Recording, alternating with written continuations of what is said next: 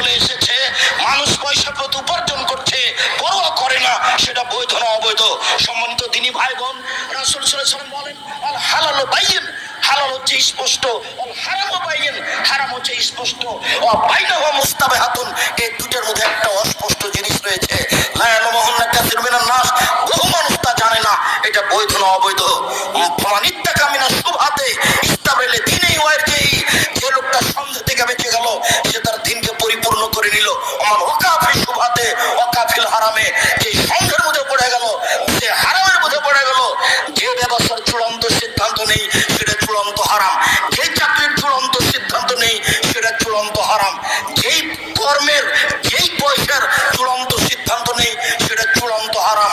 অতএব যত উপার্জন আছে অস্পষ্ট সব উপার্জনকে ছেড়ে দিতে হবে, এটাই চূড়ান্ত। এরপরে আল্লাহ রাসূল বলছেন আলা সাবধান, মনে রেখো লিকুল্লি মালিকিন হিমা ওয়া হিমাল্লাহি মাহারিমুহ, প্রত্যেকটা বাদশার সীমারেখা রয়েছে। আল্লাহর সীমারেখা হচ্ছে হালাল শেষ হলে হারাম শুরু হয়, হারাম শেষ হলে হালাল শুরু হয়। তারপরে তিনি বলছেন আলা সাবধান থেকো, ইন্না ফিল জাসাদি মুদগা, মানুষের শরীরে একটা টুকরা রয়েছে, যতক্ষণ পর্যন্ত টুকরা ভালো থাকবে গোটা মানুষটাই ভালো থাকবে।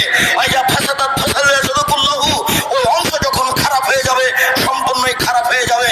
মনে রেখো সেটাই হচ্ছে অন্তর, যার ভিতর খারাপ তার সবই খারাপ, যার ভিতর ভালো তার সবই ভালো।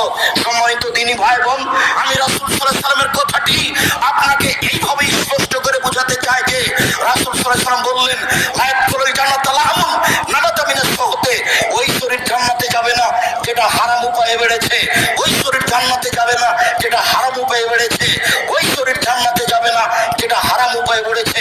কুল্লু লাহমিন নাবাতা মিনাস সুহতি কানাতি নারা আওলা বিহি, যেই শরীর হারাম উপায়ে বাড়ে তার জন্য জাহান্নাম যথেষ্ট, যেই শরীর হারাম উপায়ে বাড়ে তার জন্য জাহান্নাম যথেষ্ট। রাসূল সাল্লাল্লাহু আলাইহি ওয়াসাল্লাম বলেছেন লায়াদখুলুল জান্নাতা জাসাদুন গুযিয়া বিল হারাম, ওই শরীর জান্নাতে যাবে না যেই শরীর হারাম উপায়ে বেড়ে উঠেছে। সম্মানিত দিনী ভাই বোন, আজকে হালাল আলোচনা এই পর্যন্ত করে আমি আমার শেষের দিকে এসে জরুরি কয়েকটি কথা বলছি।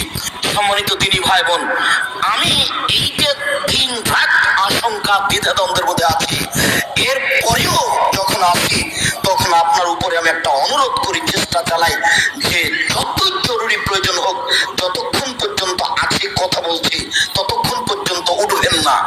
চারটে জরুরি উপদেশ জাতির কাছে থাকছে, কখন চলে যাব থাকবো তা আমি বলতে পারছি না। জাতির কাছে চারটে উপদেশ থাকছে, নসিহত। এই ছেলে, তুমি ওই বাঁকা হয়ে হাঁটছো কোথায়? দাঁড়াও তুমি।